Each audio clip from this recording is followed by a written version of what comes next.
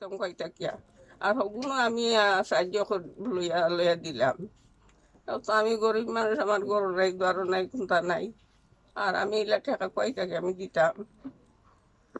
আমি সরকারের কাছে পুলিশের কাছে আমি তার কাছে অনুরোধ চাই আমি কই আর আমার বাচ্চা ঘুরে ধরাইয়া কোনো সুরত আমার বাচ্চা ঘুরতে সবাই টাইয়া দিলে কদে চেষ্টা করলাম, তারপরে আর ফোন টোন দিছে। আপনার স্বামী কি ওমান থাকেন? জি হয়।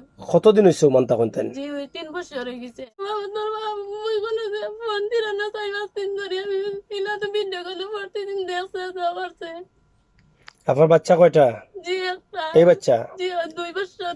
ছেলে না মেয়ে? জি ছেলে। যেমন চোখ চাটা লাগিয়েছে, আমরা দেখেও কান্না ভরাইছি, আর তারপরে আমরা খুব পরেশান করে টাকা দিচ্ছি।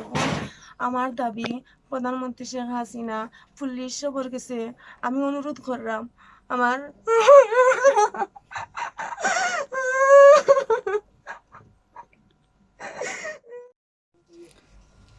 প্রিয় ভিউয়ার্স, আসসালামু আলাইকুম। আমরা অত্যন্ত দুঃখের সাথে এখন একটি ভিডিও তৈরি করছি। আসলে এই ভিডিওটি প্রথমত আপনাদের কাছে বলবো যে আপনারা সবাই শেয়ার করবেন। মানবিক কল্যাণের জন্য, মানবিক দৃষ্টিতে আপনাদের সবার এই ভিডিওটি শেয়ার করে সহযোগিতা করার প্রয়োজন আছে বলে আমরা মনে করছি। কারণ এখানে দেখছেন 3 জন মহিলা, আমার মায়ের বয়সী, মায়ের মতো আমার মা একজন বসে আছেন এবং আমার 2 বোন এখানে বসে আছেন, এখানে 2টি শিশু বসে আছে।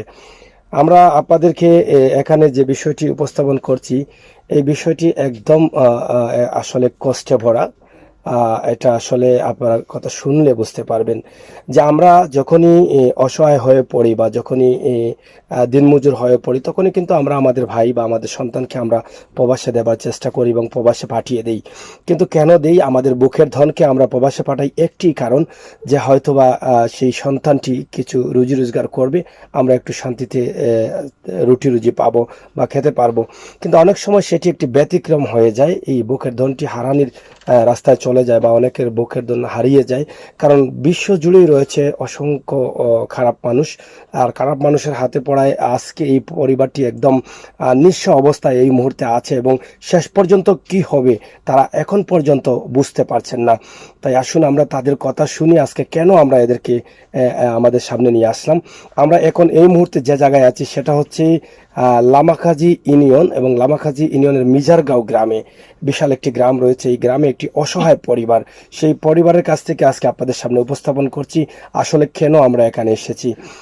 আমরা প্রথমত জানতে চাই আপনার কাছে যে আপনার দাবিটি কি একটু বলেন। আমরা দিলাই বাকরি, আমি বাকরি দিলাই 20,000 ইনভেস্ট করি। আমি 20,000 দিতাম কয়টা কিয়া আর হগুনো আমি সাহায্য লইয়া লইয়া দিলাম। তো আমি গরিব মানুষ, আমার গরু নাই দ্বারও নাই কোনটা নাই, আর আমি এলা টাকা কয়টাকে আমি দিতাম। আমি সরকারের কাছে পুলিশের কাছে আমি তার কাছে অনুরোধ চাই আমি কই আর আমার বাচ্চা ঘুরে ধরাইয়া কোনো সুরত আমার বাচ্চা ঘুরতে সবাই টাইয়া দিলে কদে। যাই হোক, প্রিয় ভিউয়ার্স, আমরা আসলে মায়ের সাথে কথা বলছি। তিনি কিন্তু, ওনার কাছ থেকে আমরা কোনো উত্তর পাবো না। তিনি কিন্তু কানে একটু কম শুনেন, যার ফলে ওনার সাথে আমরা আসলে কথা বলতে পারছি না। আসলে এই বিষয়টা যদি আমরা একদম ক্লিয়ার করে উপস্থাপন না করি তাহলে হয়তো আপনাদের বুঝতে অসুবিধা হবে। তবে আবার বলছি, আপনারা ভিডিওটি শেয়ার করবেন মানব কল্যাণের জন্য এবং অসহায় পরিবারকে সাহায্য করার জন্য, যাতে আমাদের এই ভিডিওটি সংশ্লিষ্ট দায়িত্বশীল যারা আছেন তাদের হাতে পৌঁছে যায়, তারা যেন দেখতে পারেন এবং বিশ্বনাথের এই মর্মান্তিক ঘটনাটি যেন আসলে সবার হৃদয়ে কিন্তু আঘাত করবে। সবার সহযোগিতায় যেন এই প্রবাসে আটকা পড়া যে মানুষটি নিখোঁজ অবস্থায় রয়েছেন এখন এই মুহূর্তে, উনি যেন উদ্ধার হয়ে আসেন। আমরা জানি যে এই ঘটনার সাথে জড়িত একজনকে ইতিমধ্যে গ্রেপ্তার করা হয়েছে চট্টগ্রাম থেকে। ওনাকে সিলেট জেল হাজতে আজকে প্রেরণ করেছে বিশ্বনাথ থানা পুলিশ। আমরা সেদিকে পড়ে যাচ্ছি, তার আগে আমরা কথা বলবো এখানে যারা বসে আছেন এই প্রবাসী যে যুবক নিখোঁজ অবস্থায় আছেন, ওনার স্ত্রীর সাথে আমরা একটু কথা বলতে চাই।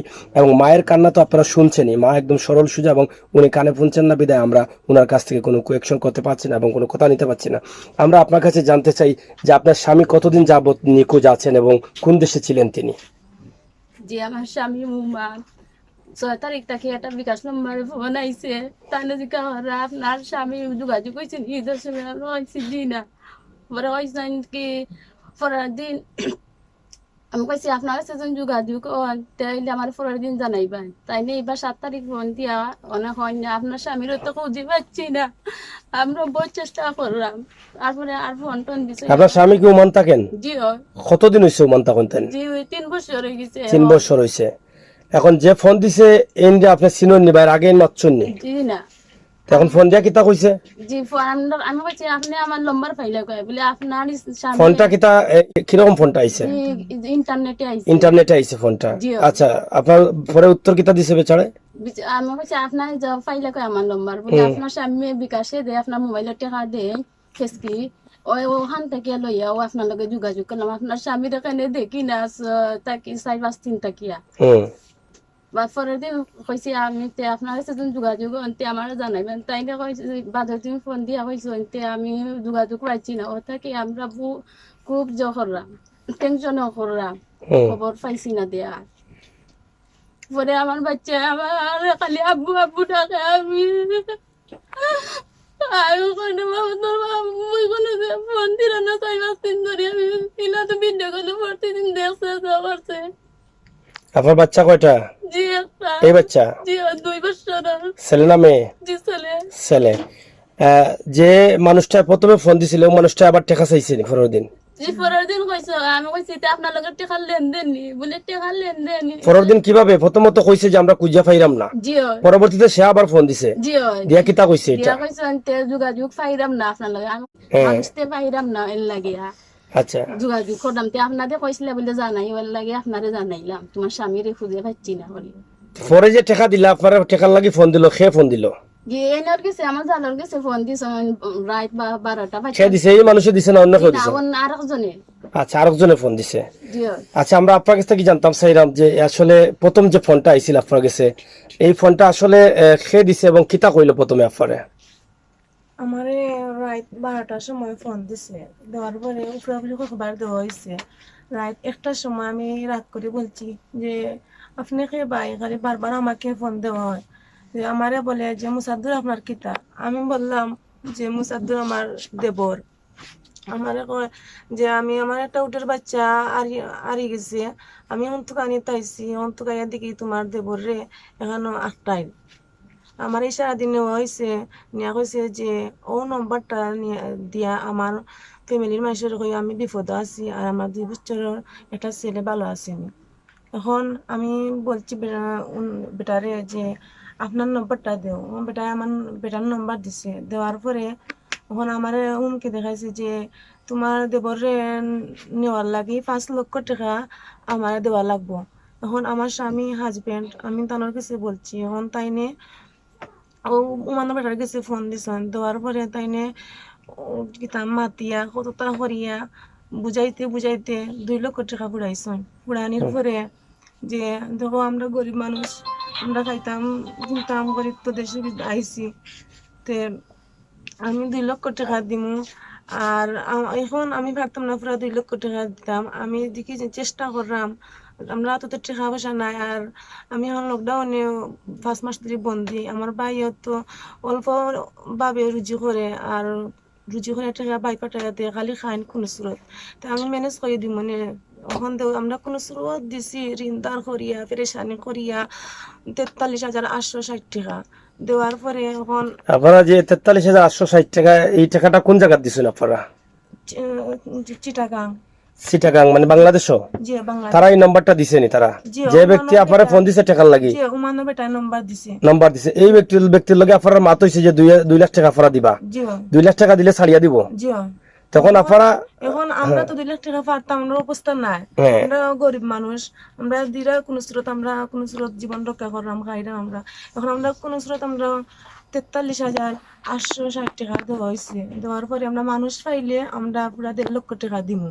এখন গুণ পাওয়ার পরেও মোবাইল বন্ধ করে সিম খুলি দিছে। মানে যে নম্বরে ফোন আইছিল এই নম্বরে আর যোগাযোগ করা গেছে না, মানে 43,860 টাকা দেওয়ার পরে? জি। আর রাত আমার লগে তো একটা সময় আলাপ হয়েছে, 2টার সময় আমার দেবরের ছবি একটা বালা দিছে। যে আমি একটু খেয়াল করছি না। এখন দিনও দেখি 9টার সময় আবার ফোন দিছে ও লোকে, হ্যাঁ দেখর যে ভাবি আমি এখন যাইমু গিয়া তোমার দেবরে 2টা রুটি দিয়ে আইমু। এখন আমি বুঝতে পারছি না তো এই দেশের মাত আমার বাও একজন আসলাম তানোর কিছু ফোন দিছি। হ্যাঁ এখন আমার বাউরে কইসাম যাচ্ছি বাউ ভাই তুমি ভাইয়ের মতন ভাইয়ের কাজটা করে দাও, আমার ভাইকে তারা বা করে দাও। এখন বেলা মনে হয় 11টা বেজে গেছে। মানে দেখি এমন এক ছবি দিছে যে ছবি দেখি আমরা খুব কান্না কাটি করছি। করার পরে আমরা ছবিটা আসলে কিলা ছবিটা দিছে, এটা আমার মোবাইলও আছে ছবি। মানে মারামারির ছবি না এলা কিছু নেই জি না? না, একটা যেমন জড় ফের গাছের মাঝে হ্যাঁ আর ওগু মাঝে যেমন বান্ধে রাখি লিছে, ওগু আমরা তো তাহলে ফেস দেখা যাননি, ফেস আমরা চিন্তা পারলাম না। মানে বান্দা ছবি দেখা যার। জি হয়, বান্ধা ছবি দেখা যায়। আমরা যেমন চোখ চাটা লাগিয়েছি, আমরা দেখেও কান্না ভরাইছি আর তারপরে আমরা খুব পরেশান করে টাকা দিচ্ছি। আমার দাবি প্রধানমন্ত্রী শেখ হাসিনা পুলিশ সবর কাছে আমি অনুরোধ করলাম আমার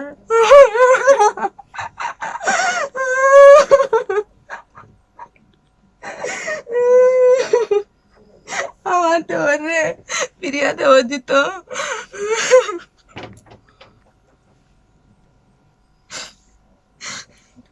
আসলে আমাদের অনেক সময় আমরাও বাসা হারিয়ে ফেলি, আমরা আসলে অনেক ভিডিওতে কথা বলি, কিন্তু কিছু কিছু সময় আছে যে এই হৃদয় বেদনাক বেদনা যেটা আছে সেটা কিন্তু আমাদের নিজেকেও কন্ট্রোল রাখতে পারি না। এই যে আপনারা বর্ণনা শুনলেন, আসলে আপনাদের কাছে কেমন লেগেছে? এটা আসলে খুবই দুঃখজনক এবং খুবই কষ্টের। আমরা যে ঘরে আছি সেই ঘরের অবস্থা এবং পরিস্থিতি আপনারা দেখে বুঝতে পারছেন যে এই ফ্যামিলিটা 2 লক্ষ টাকা অথবা 5 লক্ষ টাকা দেওয়ার উপযোগী আছে কি না। তারা এখানে হয়তো কোনোভাবে খেয়ে দিয়ে বেঁচে আছেন এবং প্রবাস ওমান ছিলেন, ওমান থেকে কত টাকা রুজি করা যায় সেটাও জানেন, কিন্তু এই পরিবারের অবলম্বন যিনি ছিলেন, যিনি রোজগার করে একটি শিশু বাচ্চা রেখে গেছেন এবং মা এবং এখানে ভাইয়ের বউ, নিজের ওয়াইফ এবং পিছনে আরেকটি শিশু রয়েছে ওনার ভাতিজি, তাদের জন্যই কিন্তু প্রবাসে যাওয়া। কিন্তু এই মুহূর্তে এই মানুষটি কোথায় আছে, কেমন আছে? যেমন এখানে শুনলাম আমরা যে একটি ছবি এমন ভাবে দিয়েছে যে গাছের সাথে বাঁধা এবং এমন অবস্থা যে এটা দেখে তারা নিজে কন্ট্রোল করতে পারছেন না। এখনো তারা এই পরিবারে আসলে সবাই কিন্তু হতাশার মধ্যে আছেন, ঘুম নেই, খানি নেই, খাবার নেই, কোনো কিছু নেই যে আমাদের মানুষের কি হচ্ছে।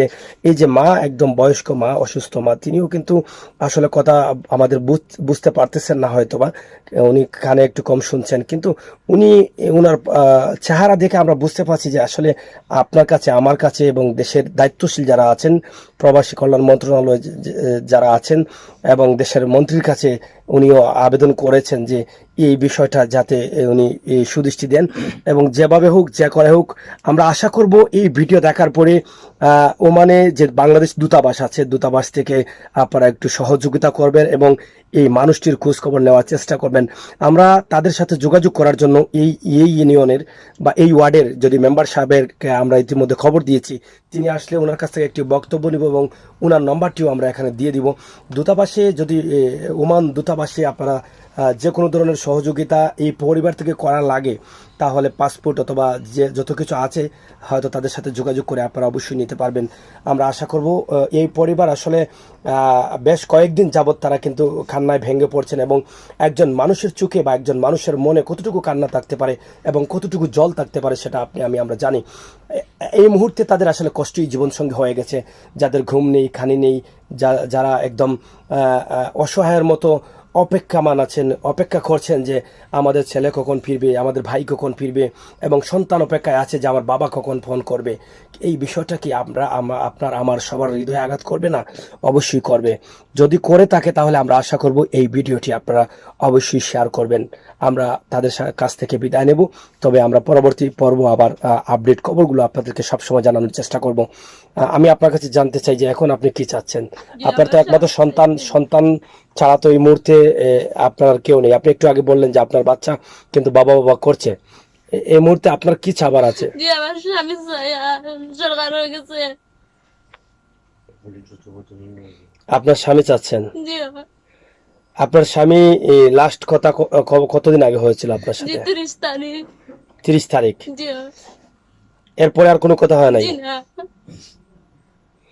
প্রিয় দর্শক, আপনারা দেখছেন যে 30 তারিখ লাস্ট কথা হয়েছিল এই এই স্ত্রীর স্বামীর সাথে, কিন্তু এখন পর্যন্ত আর কোনো কথা হয়নি। আজকে 16 তারিখ চলে যাচ্ছে।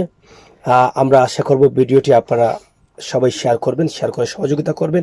এবং এই সমস্ত যারা প্রবাসেও কিন্তু আমাদের বাঙালি ভাইদের কিন্তু বিভিন্নভাবে জিম্মি করছে। এরা কিন্তু প্রবাসী, তারাও কিন্তু প্রবাসে। যেহেতু আমরা এখানে জানলাম যে ইতিমধ্যে মামলা হয়েছে এবং মামলার আসামিকে ধরা হয়েছে, বিশ্বনাথ থানায় আনা হয়েছে, এখান থেকে সিলেট কোর্টে চালান করা হয়েছে এবং এখান থেকে জবানবন্দিও নেওয়া হয়েছে। সেই জবানবন্দি থেকে তারা স্বীকার করেছে যে টাকা নিয়েছিল, কি কি কারণে তাকে জিম্মি করা হয়েছে এবং কেন জিম্মি করা হয়েছে।